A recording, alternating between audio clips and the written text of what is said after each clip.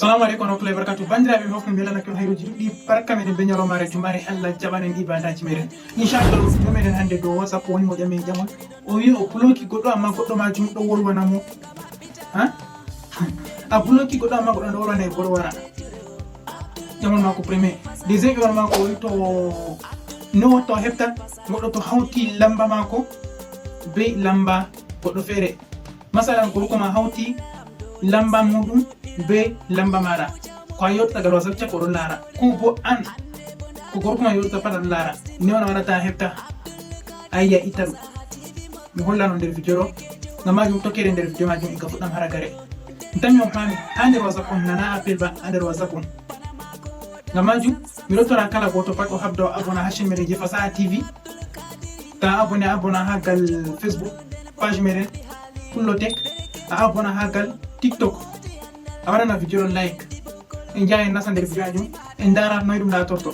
tawi jite kadi bandiraɓe useni abonné waɗane video ɗon like to video fottani maɗa sankitan sobiraɓe maɗa kamɓe ma ɓe dara video majum ɓe nafitoro ngam ɗum hunde on jeyi ɗum mari nafuuda sosai a anda ɗum nana an feere maɗa ha ɓe sobiraɓe maɗa ɓe nasa nder video ɗon banane.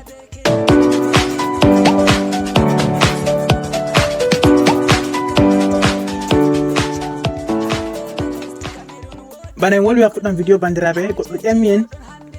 o bloki goɗɗo amma goɗɗo anda insisti sey wolwida be mako o bloki mo bo noy on waɗi jawmijum hadde blokiti hoore muɗum wari ɗo wolwana mo aa ka a bloki mo ka bloki mo amma bo gal WhatsApp to mi yiɗi mi holla on lawol ngol o tokkori ha o wari o wolwani maɗon o créé groupe o wati lamba mako o wati lamba ma to wolwi ha groupe majum waran ha maɗa hollina mo bana to on ɗo yewtude mako to na watta sai ha wurta groupe mai tan c'est simple wurtugo groupe nder groupe wala mo andana e wurtirta groupe to on ɗiɗo nder groupe man ɗo hollatama bana ɗum groupe mais ɗum groupe aɗum bloki mo wolwanima a nani du to nden kam ɗum groupe on o créé o wurti groupe man o nastinima nder groupe man to wolwi aɗo heɗita wolde majum ko a watta tan a yaha wurta groupe majum ha fahinta o ƴami en noy on waɗata o ƴami en noy on o heɓtirta to goɗɗo ɗo hawti téléphone mako be téléphone muɗum masalan min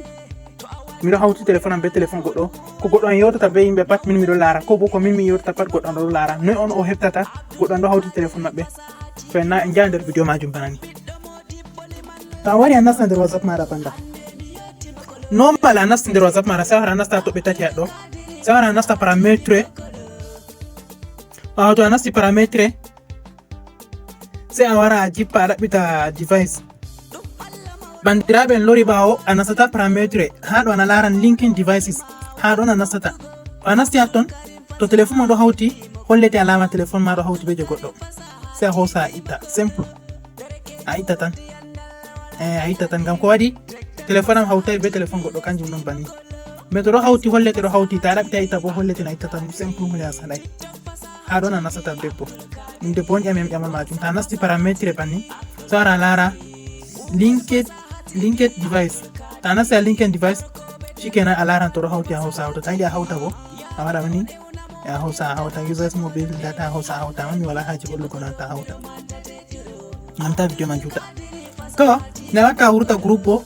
to goɗɗo an o hooso créé groupe o watima ɗon aɗo bloki mo créé groupe o watima wari on ɗo yewtidane watta wurta groupe majum sai a ƴiya dow hoore lamba mako banni lamba groupe man sai a hoosa a jippa ha less hollete effacé groupe to nda haɗɗo sai a hoosa a effaça a waɗa exit les groupe sai a hoosa exit and delete to ɓe français bo a hefta kadi no jangirte ɗum kam be anglais on mi hollirima ɗo to malla bo a koca dow hunde ɗo majum dow groupe majum jo watima ma a koca ɗum ni hay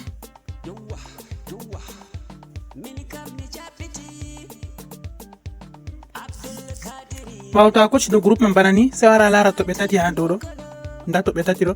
sai a laran kanjum ma sai a hosa waɗa ni a yiya haɗɗo sai wara waɗa ha je lesje femɗo shikenan a wurti groupe majum to banni on kadi bandamtaji kum abonné chaine amin je Fasaha TV gal YouTube abonné ha gal Facebook page meɗen